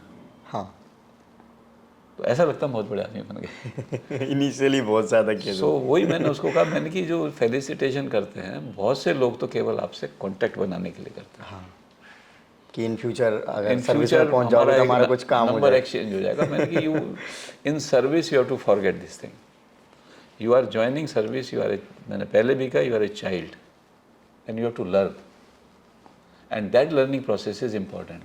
ओके जो पॉलिटिकल प्रेशर होता है वो कैसे मैनेज किया या फिर उनको कैसे डील करना चाहिए? जनरली मूवीज़ में भी दिखाया जाता है कि जितने भी ऑफिसर्स होते हैं बड़े बड़े, वो कहीं ना कहीं CM या फिर जो भी मंत्री वगैरह होते हैं उनके अंडर में काम करते हैं। कि मेरा ओपिनियन इसमें थोड़ा डिफरेंस है। ओके मेरा ओपिनियन ये है कि अगर कोई काम होना है किसी का, तो चाहे वो आदमी खुद आके रिक्वेस्ट करे आपसे, चाहे वो ना रिक्वेस्ट करे, आपके नॉलेज, आपकी फाइल आती है, आपको देख के पता लग जाता है, चाहे वो मंत्री फ़ोन करे, चाहे वो कोई फ़ोन करे, वो काम होना है। हाँ जो काम नहीं होना है वो नहीं होना है ना। पॉलिटिशियंस का मैंने देखा है, उनका बेसिक पर्पज़ ये रहता है आपको फ़ोन करना और अपॉइंटमेंट दिलाना आदमी के लिए। वो ये नहीं कहते कि गलत काम कर दो। तो बेस्ट तरीका होता है जो आदमी भेजा है उससे मिलो, देखो उसका काम हो सकता है कर दो, नहीं हो सकता गलत काम है, आप फ़ोन बैक करो कि जी इसका ये प्रॉब्लम है, ये नहीं हो पाएगा। मैंने नहीं देखा किसी को, पॉलिटिशियंस को ये कहते हुए कि कैसे नहीं होगा। बट सवाल है कि बहुत से लोग ये मान के सोच लेते हैं ये पॉलिटिकल आदमी ने सिफारिश की है तो इसलिए गलत काम ही होगा। हाँ that is wrong, that is a myth in the mind of the people. आपको एक तो एक्सेसिबिलिटी होनी चाहिए ऑफिसर की, और एक्सेसिबिलिटी के बाद ये भी होना चाहिए कि आप सॉल्यूशन कैसे दे रहे हैं। जैसे मैं जब जॉइंट CP था या DCP था, मैं क्या करता था, अगर मेरे पास कोई कंप्लेनेंट आया तो मैं उसको डेट दे देता था, आप इस डेट को मेरे पास आओ दोबारा। एंड मैं DCP को भी, जब जॉइंट CP था तो DCP को भी वही डेट देता था कि इस तारीख को इतने बजे आप मेरे ऑफिस में इसको इसकी जो कंप्लेंट है मुझे इंक्वायरी लेकर आओगे। उसके बाद मैं दोनों को सुनता था, DCP अपने SHOs के साथ भी आते थे, उनको सुनता था, फिर उस आदमी को बुलाता था अंदर कि भाई ये लोग ये कह रहे हैं, तुम्हें क्या कहना है। तो उससे एक तो फ़ायदा हुआ कि जो कई बार नीचे से फीडबैक गलत मिलता है, हाँ वो फीडबैक गलत मिलना बंद हो जाता है, बिकॉज दे नो कि क्रॉस चेक करेंगे उस आदमी से। उस आदमी को भी पता है कि भाई क्रॉस चेक होगा सारी चीज़, तो फीडबैक ही सही आएगा। तो फीडबैक ठीक आएगा। And most of the time मैंने देखा है 1-2 महीने बाद यह होता था, जिस आदमी को रेफ़र कर दिया नीचे, उसका काम बिना उसके दोबारा आए हो जाता था, बिकॉज दे नो कि फिर वहाँ जाके सवाल जवाब होगा। तो होता क्या है कि बहुत से ऑफिसर्स क्या करते हैं, कोई आदमी आ गया नीचे मार्क कर दिया, उसके बाद बॉदर नहीं करा या फीडबैक को क्रॉस चेक नहीं करा। ओके अच्छा जो पॉलिटिकल इंटरफेरेंस की अभी हमने बात करी, तो इसका क्या सिस्टम क्या रहता है पॉलिटिकल मतलब पॉलिटिकल लोगों का और ये जो सर्वेंट होते हैं, सिविल सर्वेंट होते हैं, इनकी? देखिए पॉलिटिकल लोगों के पास लोग आते हैं मिलने, उनके एरिया के लोग आते हैं, किसी की जेन्युइन समस्या होती है, किसी की नॉन जेन्युइन समस्या होती है, और उनका एक काम होता है फ़ोन मिलाओ, किस ऑफिसर से काम है, इस ऑफिसर को फ़ोन कर दिया, सॉल्व मैटर। बेसिकली वो कहते हैं कि टाइम दे दो मिलने के लिए। उनका काम हो गया, टाइम आपने दे दिया, उनका काम हो गया। उनको basically most of the politician इससे ज़्यादा कोई मतलब नहीं है जी। अब ये तो ऑफिसर के ऊपर है, जेन्युइन काम है, करना चाहिए, because we are there to serve the people, to right work. अगर आपके पास बिना सिफारिश के कोई आता है और आप उसका जेन्युइन काम कर रहे हो, तो सिफारिश वैसे भी बंद हो जाती हैं।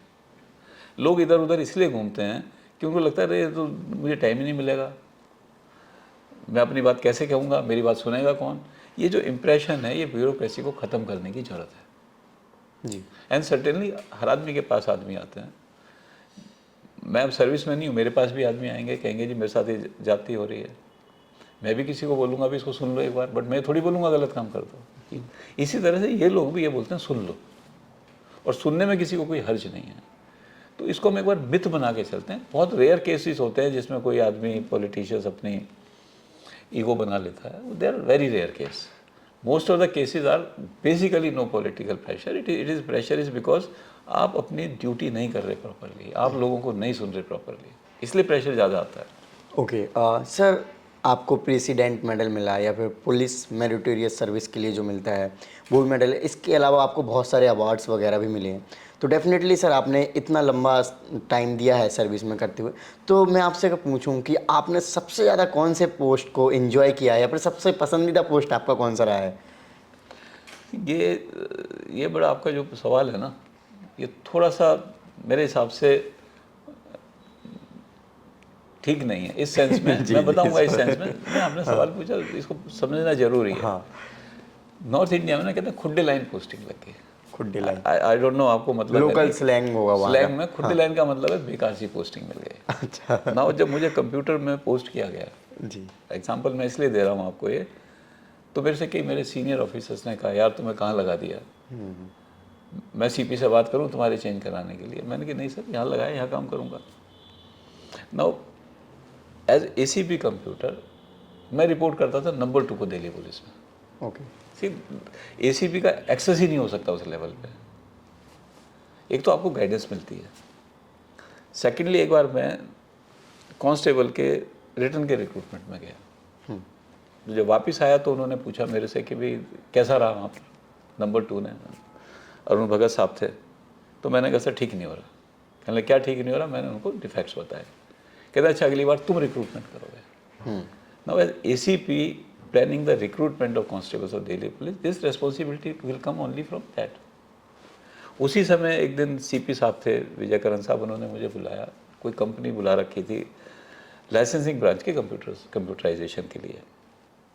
तो वह बात कराई, तो मैंने कहा उसके निकलने के बाद कंपनी के, मैंने सर ये मैं करा दूंगा, इस कंपनी को क्यों काम दे रहे हो? कहते तुम करा दोगे? मैंने क्या, मेरे स्टाफ है वो कर देगा जी, कहते कितना टाइम लोगे? मैंने कहा सर 3 महीने। सो हमने उसका लाइसेंसिंग ब्रांच का कंप्यूटराइजेशन कराया, अच्छे लोग थे हमारे, कम पैसे में कराया। 25,000 रुपये सीपी ने, जिस सब इंस्पेक्टर ने किया था, उसको अवार्ड भी दिया उन्होंने। And your access to CP, उससे मुझे फ़ायदा क्या हुआ? Senior officers started recognising me. तो कोई पोस्ट मेरे हिसाब से ख़राब नहीं होती। जी, नाउ आपने दूसरा सवाल इसका किया एन्जॉयबल, मैंने सब पोस्ट एन्जॉय किए हैं, लेकिन सबसे ज़्यादा जो पोस्ट थी जो चैलेंजिंग थी वो क्राइम ब्रांच थी एंड स्पेशल सेल थी। Special cell number 1 and crime branch I would say number 2, जहाँ पर आपको देश की सुरक्षा से डील करना पड़ता है, टेररिज्म से डील करना पड़ता है, टेरर फाइनेंसिंग से डील करना पड़ता है। तो आपके दिमाग में केवल देश रहता है वहाँ पर, आपके दिमाग में केवल पब्लिक रहती है। सपोज सीरियल ब्लास्ट हो रहे हैं, हाँ, आपको ना रोकना है। सी अगर ब्लास्ट हो गया और आप सक्सेसफुल नहीं हुए, impact will be killing of the people. So that pressure is there on you and that challenge is there.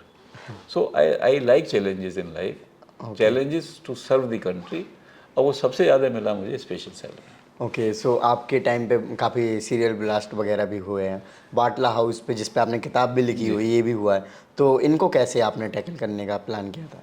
नहीं, हमारी टीम जो थी, आई वुड से कि एक तो चूजिंग द टीम।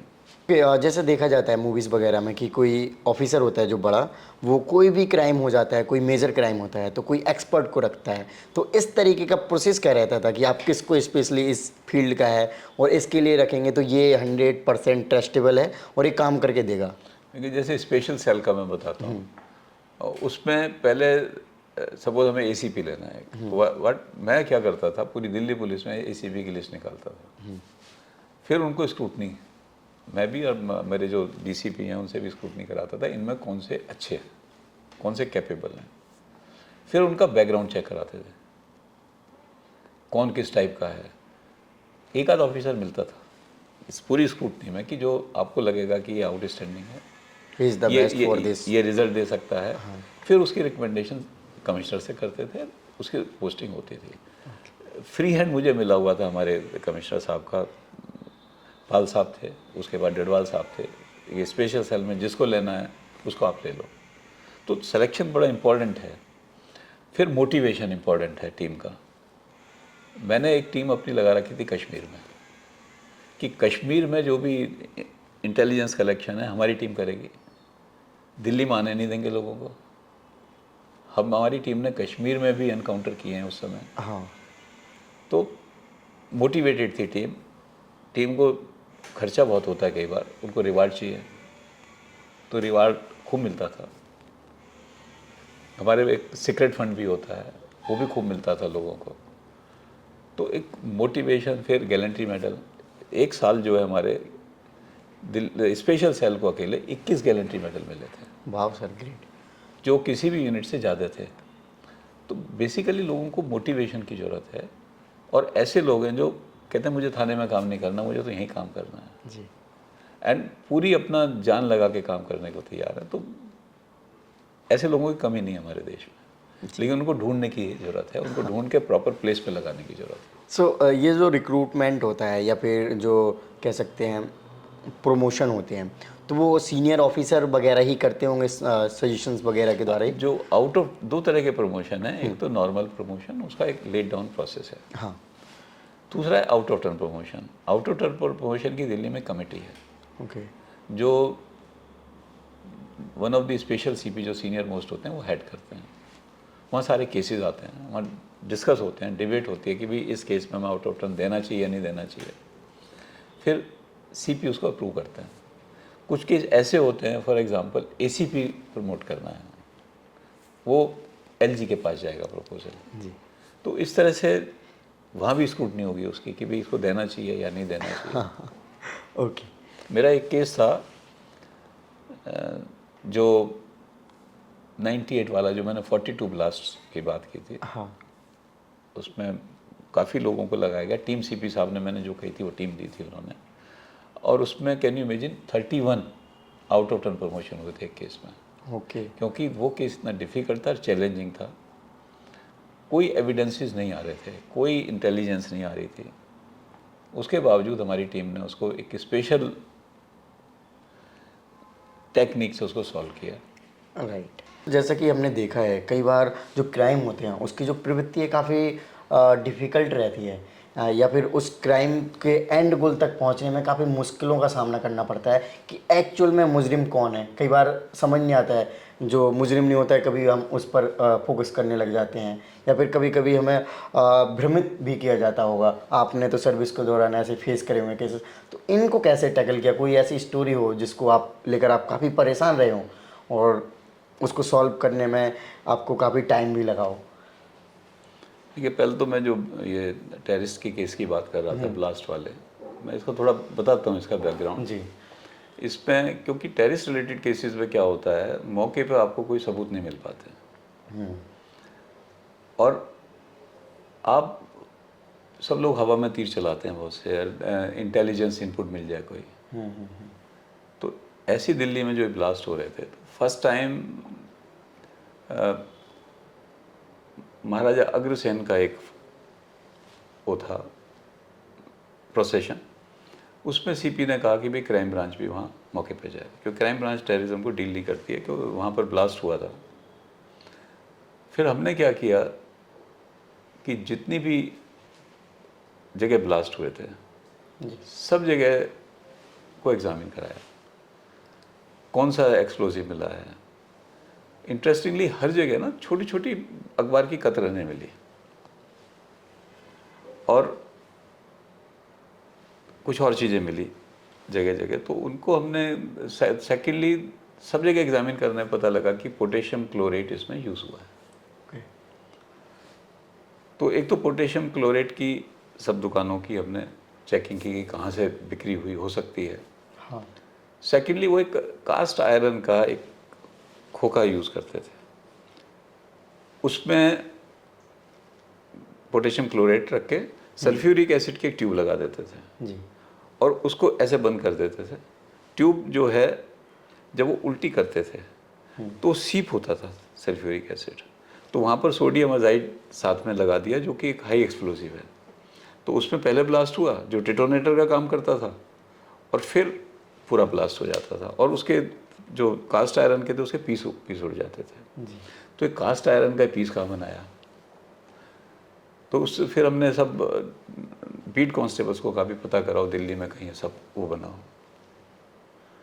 अखबारों की कतरनों को हमने जोड़ा और उसमें कोशिश की कि भी ये अखबार कहाँ से पब्लिश हुआ होगा,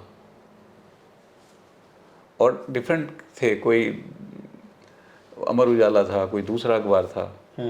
तो उस पर हम एक लोकेट तो ये कर पाए अल्टीमेटली कि भाई ये वेस्टर्न यूपी में हापुड़ के आसपास के कहीं अखबार हैं, लेकिन वो बहुत छोटी छोटी कतरन थी, वो पूरा मैच नहीं हो पाता था, ना हमें कोई एड्रेस मिल रहा था।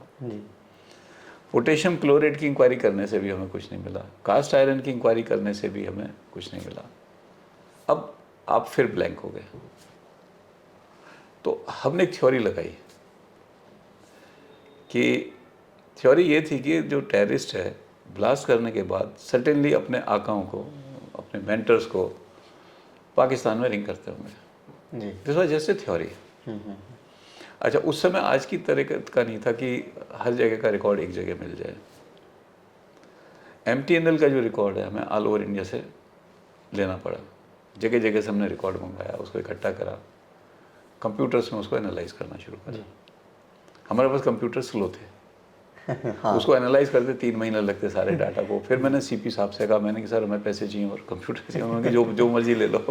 तो फिर हमने फास्ट कंप्यूटर्स लगाए ताकि वो एनालाइज कर सकें।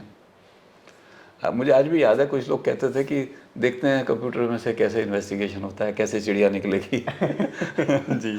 बट फिर हमें 61 नंबर ऐसे मिले जो ब्लास्ट के सारे टाइमिंगों से पाकिस्तान में कॉल हुई थी।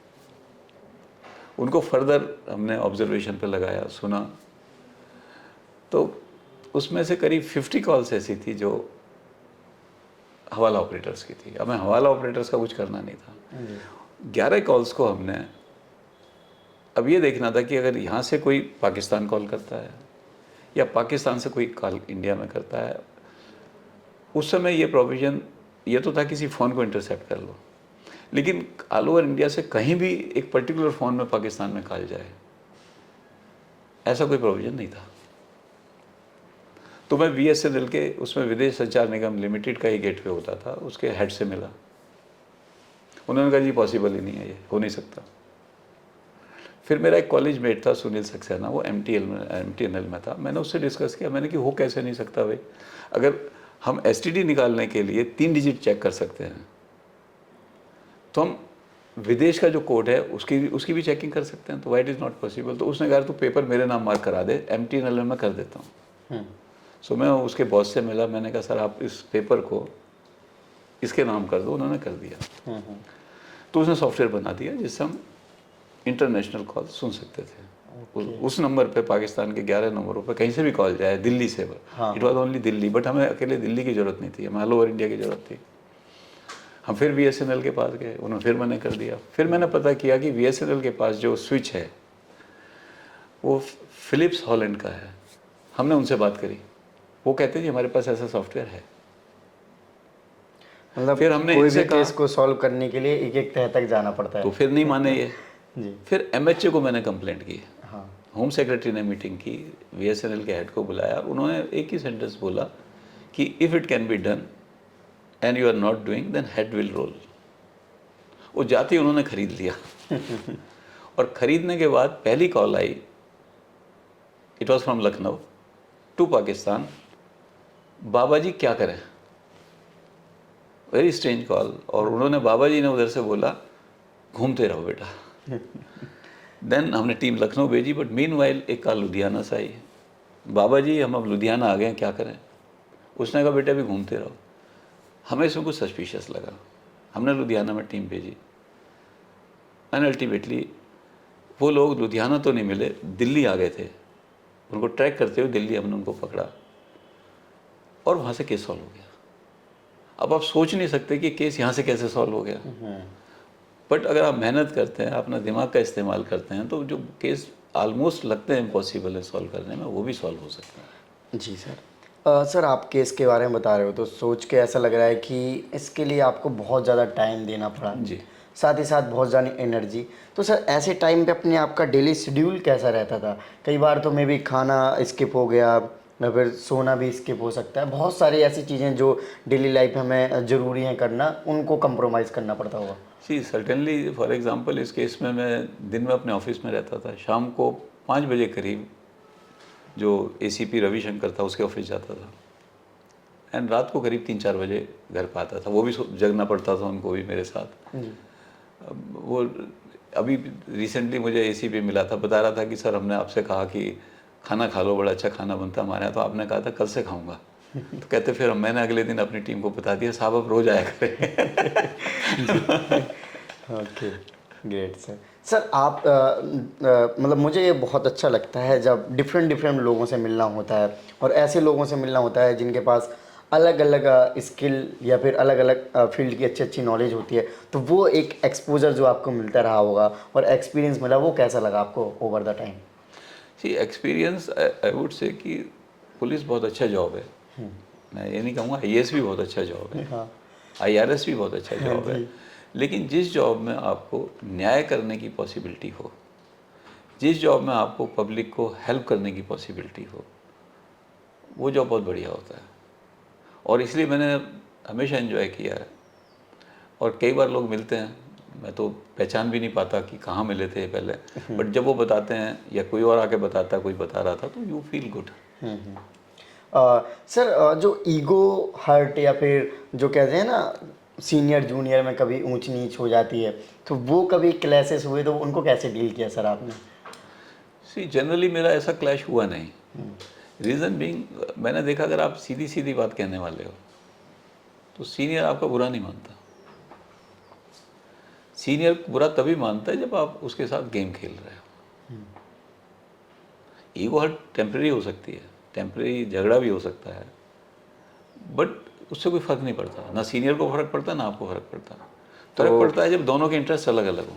कह सकते हैं कि आपके कई बार सीनियर जूनियर के साथ झगड़े भी हुए होंगे इस फील्ड में? नहीं, मैं कह रहा हूँ हुए हैं, लेकिन क्योंकि आपकी इंटेंशन प्रॉपर है।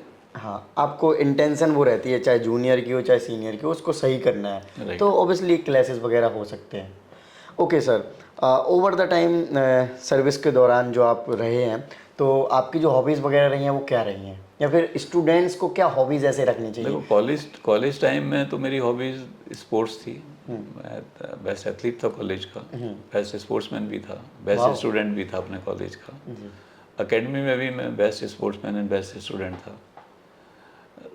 आई used to play basketball, hockey, cricket, then athletics करता था मैं, बेस्ट एथलीट भी था कॉलेज का। सर्विस में आने के बाद धीरे धीरे गेम छूट गए। 92 से मैंने क्रिकेट दिल्ली पुलिस के साथ खेलना शुरू किया। गोवा जाने के बाद वो भी छूट गया, बट बीच में मैंने शूटिंग शुरू कर दी थी, राइफल शूटिंग। गोवा में मैंने राइफल शूटिंग क्लब भी बनाया जो आज भी एग्जिस्ट करता है। वाह। श्रीपद नायक जी जो वहाँ के हैं एमपी, वो उसके प्रेसिडेंट एट द मोमेंट। तो स्पोर्ट्स में मैंने हमेशा ध्यान दिया, चाहे मैं खेल नहीं पाता था बाद की स्टेज पे, इतना टाइम नहीं मिलता था। जैसे मैंने बताया पहले कि गोवा में, अरुणाचल में जब मैं था बच्चों के साथ क्रिकेट खेलता था, तो वो एक आपको फीलिंग अलग ही होती है, कॉम्युनिटी अलग हो जाती है लोगों के साथ। जी। सर जैसे आप सर्विस में थे, जब रिकॉग्नाइजेशन आपको मिलता होगा, और अभी आज आप रिटायर्ड हो गए हैं, तो क्या आपको कोई मेजर फ़र्क लगता है?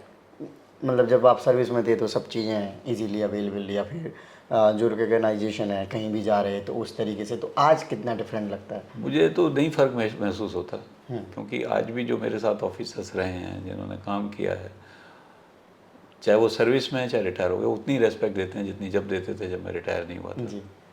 तो मेरे ख्याल से अगर आप लोगों के साथ ठीक काम करो तो कोई प्रॉब्लम नहीं आती लाइफ में कभी। ओके। सर आज भी आप एकदम फिट हैं, और इसके लिए क्या करते हैं सर आजकल आप? नहीं, आजकल मैं वॉक करता हूँ बेसिकली, और बच्चों के साथ कभी लॉन टेनिस खेल लेता हूँ, कभी स्क्वैश खेल लेता हूँ। जो सर्विस रही है ओवर द टाइम, आप स्टार्टिंग से लेकर आप डीजीपी और ईडी डायरेक्टर रिटायर्ड हुए हैं, तो सर जो सैलरी या फिर जो पर्क्स एंड अलाउंसेस मिलते हैं, तो उनसे आप कितना सेटिस्फाई थे, और वो कितना चेंज हुए हैं? सर्टेनली इनिशियल पीरियड पे आई वुड से कि पक्ष कम थे, सैलरी कम थी, लेकिन जो 2006 में कमीशन आया, फोर्थ पे कमीशन, उसके बाद सैलरी काफ़ी है और कोई कमी महसूस नहीं होती। आज आपको ऐसा नहीं लगता कि कल को मैं बिजनेसमैन होता तो बहुत पैसा होता और उस तरीके से अलग टाइप की लाइफ होती और जो कि इसमें नहीं मिली हो? देखिए कभी ऐसा रिग्रेट होता है? लाइफ में हर एक का अलग अलग वो है। हाँ जी। टुडे आई फील कि मेरा रिकॉग्निशन बहुत है। हाँ। मैं पब्लिक में जाता हूँ, लेक्चर भी देता हूँ पब्लिक में, बुलाते हैं जगह जगह से, सीकर से लोग बुलाते हैं, कभी गुजरात से बुलाते हैं, कभी महाराष्ट्र से बुलाते हैं। तो सी देयर इज अ डिफरेंस। आपकी लाइफ में क्या चीज़ आप सीख कर रहे हो? आप रिकॉग्निशन सीख कर रहे हो, आप अर्थ सीख कर रहे हो।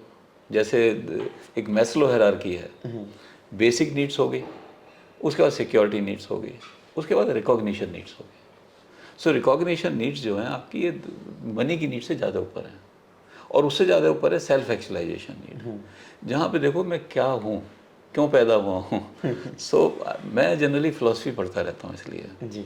क्योंकि why we have come here on this earth. So वो भी एक एरिया है, तो आपको डेवलप करना चाहिए लाइफ में। जो मनी की नीड है वो लोअर लेवल की नीड है, वो नीड के लिए आपको जितनी ज़रूरत है वो मिल जाता है, और उससे ज़्यादा लेकर आदमी क्या करता है, उसका मिसयूज़ ही करता है, तो कोई फ़ायदा नहीं है। जी।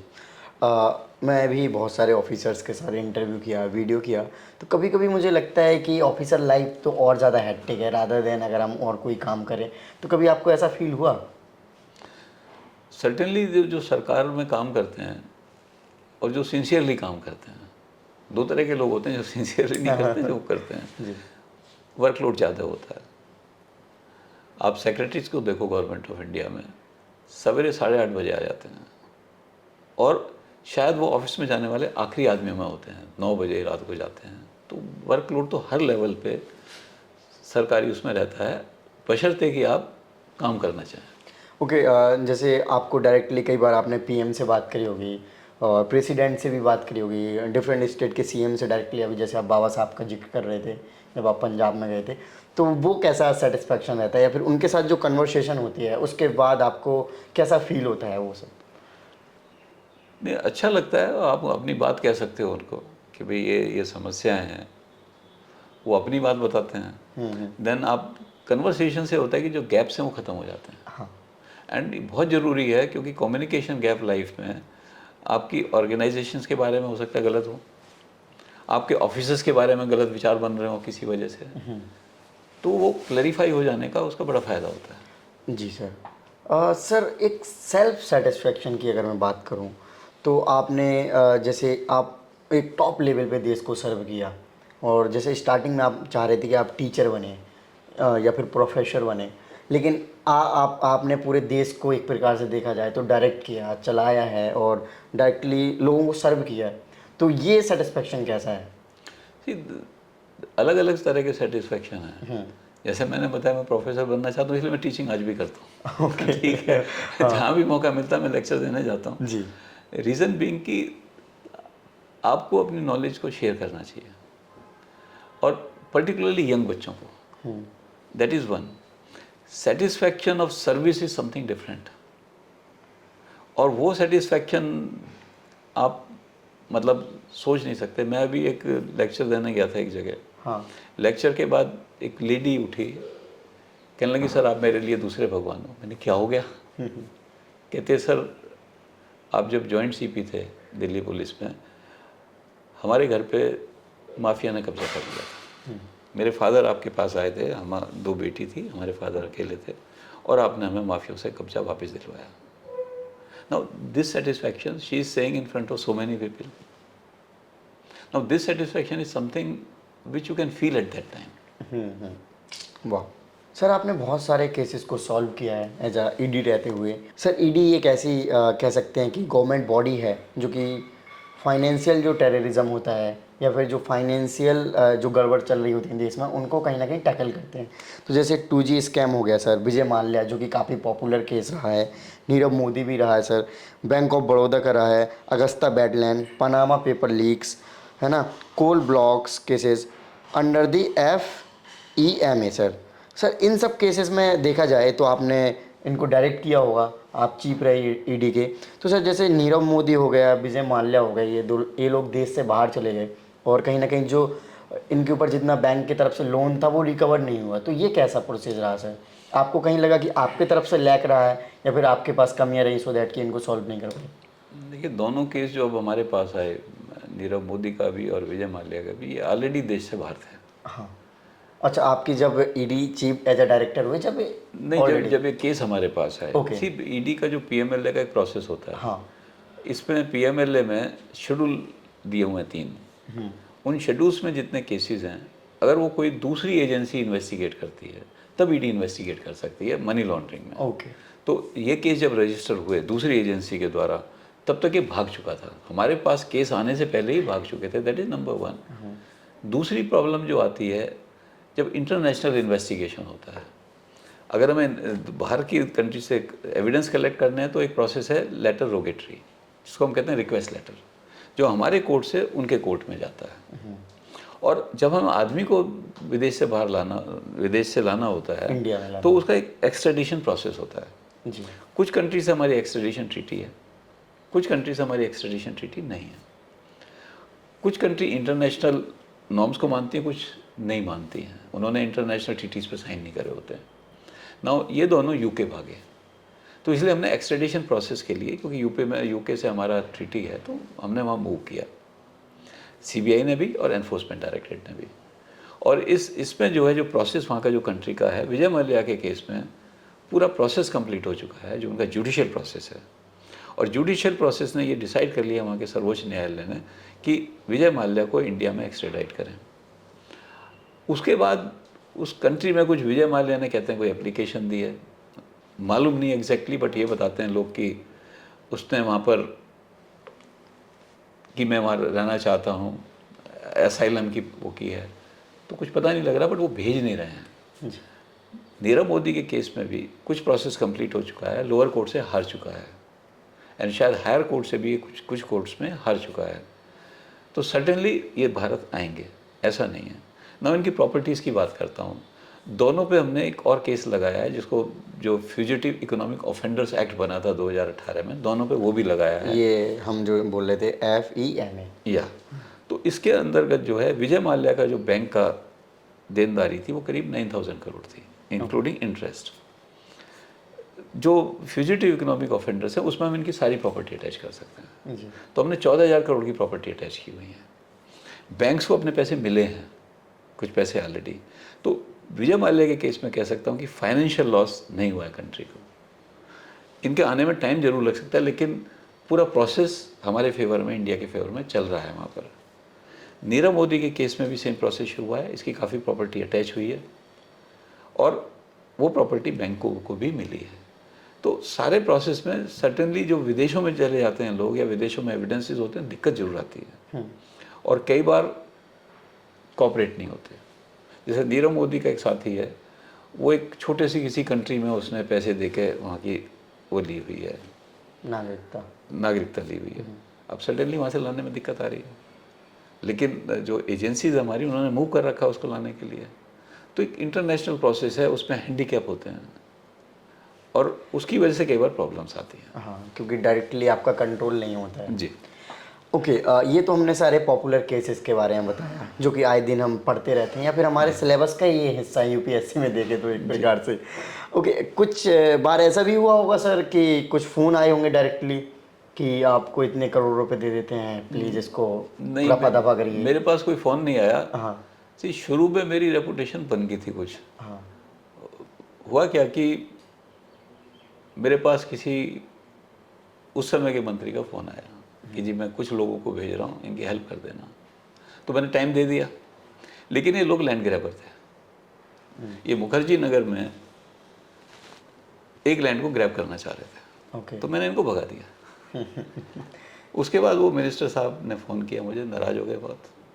तो मैंने कहा जी मैं तो गलत काम करता नहीं। वो कहने लगे पुलिस करती है। मैंने कहा पुलिस करती होगी, मैं नहीं करता, मैं नहीं करूँगा। ओके, कहने लगे पुलिस पैसे लेते हैं। मैंने कि जो सिफारिश कर रहा है गलत लोगों की, वो भी पैसे लेता होगा। so he lodged a complaint against me in the sense that he met CP first, then he met Home Minister, but Home Minister told him very clearly कि भाई तुम किस ऑफिसर से क्या बात कर रहे हो उसको सोच समझ के बात करा करो। तो मुझे कोई उसमें नुकसान नहीं हुआ, बट उससे मेरी रेपुटेशन बन गई। कोई मुझे अप्रोच ही नहीं करता था। तो कभी ऐसा नहीं हुआ होगा कि आपके ऊपर जांच कमेटी बैठी होगी, क्योंकि आपने आज तक कुछ ऐसा किया नहीं? नहीं। सर, आफ्टर रिटायरमेंट अगर हम आपकी लाइफ के बारे में पूछें तो वो कैसी चल रही है? और आजकल आप जैसे ऑथर भी हैं, साथ ही साथ अभी जब यहाँ पर आए हुए हैं, तो ये आपका एडवोकेट या फिर सुप्रीम कोर्ट जैसी जगह लग रही है, जहाँ पे लॉ की बड़ी बड़ी किताबें या फाइल्स रखी हुई है। सी, रिटायरमेंट के बाद मेरा बेसिक आइडिया था to give back to society, that is number 1। हाँ। तो उसके लिए मैंने कुछ लोगों से मिलके उनके साथ एक ग्रामीण युवा केंद्र बनाया है।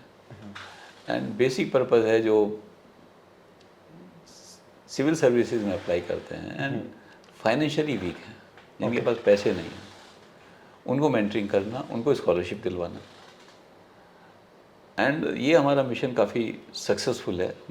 हमारे पास करीब हर साल 70-80 के करीब लोग आते हैं और उसमें से 20 से 25 लोग सिविल सर्विसेज में सिलेक्शन ले रहे हैं। That is something. और सिविल सर्विसेज के अलावा स्टेट सर्विसेज में भी कुछ लोग सेलेक्ट हो रहे हैं उसमें से, तो सिलेक्शन रेट काफ़ी अच्छा है। सेकेंडली, जो एडवोकेट का शुरू किया है ये partnership firm circle of councils, इसमें काफ़ी जो एडवोकेट्स हैं मिलके हमने एक बनाई है पार्टनरशिप फर्म। इससे सोसाइटीज़ के बारे में पता लगता है, केसों के बारे में पता लगता है, सुप्रीम कोर्ट के जजमेंट्स के बारे में पता लगता है। तो एक आप अपडेट रहते हैं सोसाइटी में क्या हो रहा है, और ये बड़ा एडवांटेज है क्योंकि आपका माइंड काम करता रहता है चीज़ों के बारे में, सीखने का, नई नई चीज़ सीखने को मिलती है, नया लॉ सीखने को मिलता है। तो मेरे ख्याल से तो मैं बिजी भी हूँ और मुझे सेटिस्फेक्शन भी है। सो आपका ओवर द टाइम कितना टाइम आप इन सब चीज़ों में निकाल देते हैं? मेरा पूरा दिन इसी में लगता है। तो आप कितने घंटे सोते हैं आजकल वैसे? नहीं, मैं तो करीब 6 घंटे सोता हूँ। ओके। एंड सैटरडे मेरा बिजी हो जाता है, मैं भारतीय विद्या भवन में एस्ट्रोलॉजी पढ़ाता हूँ। ओके। तो सैटरडे वहाँ जाता है। मेरे दिन एक दिन मेरे लिए फ्री रहता है, आप संडे। कुल मिला के एस्ट्रोलॉजी मतलब भविष्य बताते हैं? हाँ, पत्री जो देखना, और उसको बताता नहीं हूँ, पढ़ाता हूँ। मेरा हाथ देख के बता पाएंगे? हाथ नहीं देखता, बट आपका हाथ बहुत बाबा अच्छा जी ने किया। Okay sir. सो कुछ इस प्रकार से चल रहा है आपका? हाँ जी। तो आपने ओवर द टाइम पूरे सर्विस में कितने करोड़ रुपए कमा लिए सर? मैंने तो तनख्वाह और उससे पैसे कमाए हैं। तो कमाने का मौका तो अब मिल रहा है लीगल वर्क में। अच्छा, तो लीगल वर्क में काफ़ी कमाई है? लीगल वर्क में, yes, legal consultancy, legal guidance में सर्टेनली है। Service was good because service में सेटिस्फैक्शन है कि हमने अपना काम किया, ऑनेस्टी से काम किया, इंटीग्रिटी से काम किया, जो कि करना चाहिए। जी। ओके, सो फ्यूचर जो एस्पिरेंट हैं, जैसे कि आप एस्पिरेंट्स को गाइड भी करते हैं, आपने बताया कि जो वीकर सेक्शन होता है उनको आप स्कॉलरशिप प्रोवाइड करने में या फिर मेंटरशिप, जिसको हम कहते हैं गाइडेंस प्रोवाइड कराने में, तो सर फ्यूचर एस्पिरेंट्स को आप क्या मैसेज देना चाहेंगे जो कि अभी तैयारी कर रहे हैं और वो प्रिपरेशन कर रहे हैं? फ्यूचर एस्पिरेंट जो हैं, एक तो सिलेबस ज़रूर देखें ढंग से, हाँ, और सिलेबस के हर पॉइंट को नोट करें कि भाई इसमें ये सेंटेंस है, इसका क्या मतलब है, क्या मुझे पढ़ना चाहिए। Secondly, being aware of surroundings. See, civil services में ऐसे सवाल नहीं आते कि भाई फलाने टाइम में कहाँ क्या हुआ था। बेसिकली करंट क्या हो रहा है उसको पास्ट से कनेक्ट करते हैं।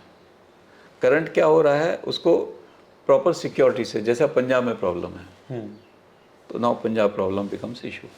जी। मणिपुर में प्रॉब्लम है तो मणिपुर में क्यों हो रहा है, इसका पास्ट बैकग्राउंड क्या, अब पास्ट बैकग्राउंड की जरूरत आ जाती है। ठीक है, अब साउथ में केरला साइड में एक पॉपुलर फ्रंट ऑफ इंडिया, एक जिसको बैन किया है गवर्नमेंट ऑफ इंडिया ने prevention of unlawful activities act में, उसका बैकग्राउंड क्या है, क्योंकि दैट्स ए न्यू फिनोमेना। तो that is what being aware. अभी जैसे digital private protect data bill government ने इंट्रोड्यूस किया है, लोकसभा से पास हो गया, अभी राज्यसभा में आएगा। उसमें क्या प्रोविजंस हैं, क्या मतलब है, why it should be done. जो डिजिटल मीडिया है उसके क्या प्लस माइनस हैं, गवर्नमेंट नई पॉलिसी क्यों बना रही है, गवर्नमेंट नए रूल्स क्यों ला रही है, इसकी नॉलेज होनी चाहिए। तो being aware, knowing the book से आपको केवल पास्ट मिलेगा, लेकिन जो क्वेश्चन आएंगे वो करंट ओरिएंटेशन विद पास्ट आएंगे। जी। तो पास्ट भी पढ़ना जरूरी है, एनसीईआरटी की बुक्स पढ़ें, दैट इज़ वेरी इंपॉर्टेंट। हाँ हाँ। स्टैंडर्ड बुक्स पढ़ें, दैट इज़ इम्पोर्टेंट।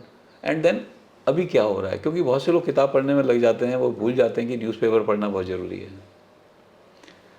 पार्लियामेंट में जो डिबेट्स होती हैं, सम ऑफ देम राज्यसभा टीवी पे बड़ी अच्छी आती हैं। हाँ तो वो समराइज देखने से, क्योंकि वहाँ एक्सपर्ट लोग आते हैं, और वहाँ कोई डिबेट ऐसी नहीं होती जैसे बहुत सारे चैनल्स पर होती है कि शोर मचाते रहते हैं लोग। हाँ, पर राज्यसभा में बड़ी अच्छी डिबेट्स होती हैं, डीडी न्यूज़ पे बड़ी अच्छी मुझे डिबेट्स होती हैं। ड्रग्स दो वैसे नहीं। तो वो देखें कुछ, थोड़ा टाइम उसमें रखें, और देन जो टॉपिक पढ़ें। होता क्या है कि जब हम एक टॉपिक पढ़ते हैं तो ये लगता है कि हम आ गया ये, हाँ लेकिन हमारा जो सिस्टम है वो रिपीट करने पे याद होती है हमें, तो उसके लिए रिकॉल ज़रूरी है। जब स्टूडेंट किसी टॉपिक को पढ़ लें तो थोड़ा घूमने जाएं, तो उसको मन में सोचें कि भाई आज मैंने क्या पढ़ा है। आधी चीज़ हो सकता है भूल गया हूँ, जो चीज़ वो भूल गया हूँ उसको रेफ़र बैक करें। सारे को रेफ़र बैक करेंगे तो आपको, आदमी को लगता है ऐसी किताब खोलेंगे मैंने तो सारा पढ़ा हुआ है। फिर दूसरे से डिस्कस जरूर करें जी। एक हमारे यहाँ श्लोक है संस्कृत में जिसका मेन मीनिंग ये है कि कोई भी student 1/4 of the education takes from teachers I will take her books also. 1/4 of the education he gets from the self studies. जी। तो सेल्फ स्टडीज़ में बीइंग अवेयर है, बीइंग बुक्स है, कौन सी पढ़ते हैं। 1/4 ही learns from the peer group. No generally क्या होता है सिविल सर्विस में जो करते हैं इसको ये ना पता लग जाए तो डिस्कस नहीं करते। डिस्कस करने से आपकी रैशनैलिटी आती है, आपके दिमाग में चीज़ें आती हैं। तो और 1/4 एजुकेशन वो कहते हैं with the passage of time, वो आप छोड़ दें। सिविल सर्विस में जा रहे हैं, पैसेज ऑफ टाइम आपको नहीं मिलेगी। पैसेज ऑफ टाइम की केवल अखबार के एडिटर हैं, एडिटोरियल में जो चीज़ें आती हैं वो एक पैसेज ऑफ टाइम की एजुकेशन है। तो उसको इसलिए मैं अखबार पढ़ने को कहता हूँ। अखबार में फ्रंट पेज और एडिटोरियल पेज पढ़ना बहुत ज़रूरी है। अच्छा सर, स्टूडेंट ये भी जानना चाहते हैं क्योंकि सैलरी कहीं ना कहीं एक मोटिवेशन भी होती है। एट द एंड हमें एक इतना मतलब रिसोर्सेज की ज़रूरत होती है जो कि हम अच्छे से एक लाइफ को जी सकें। हालांकि सरकार पर कैन अलाउंसेस ऐसे प्रोवाइड करते हैं गवर्नमेंट ऑफिसर्स को कि वो सफिशिएंट होते हैं। बट मैं आपसे पूछूं, आप जब लास्ट पोस्ट पे रिटायर्ड हुए हैं एज अ ईडी, उस टाइम पे आपकी सैलरी क्या थी और पर्क्स एंड अलाउंसेस क्या?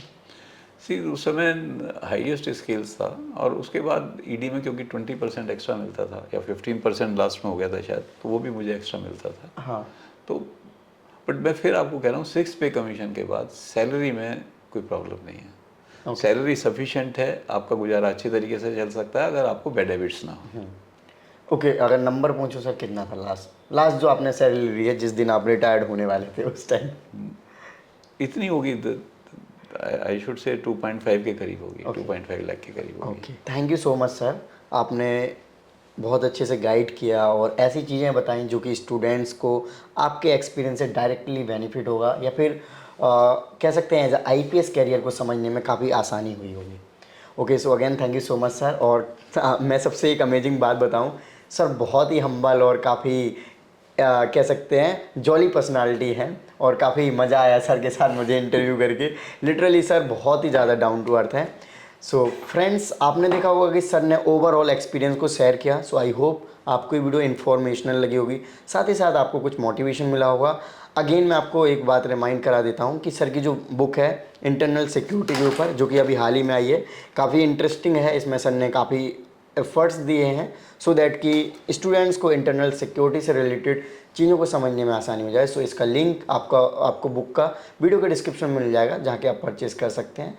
Thank you. जय हिंद।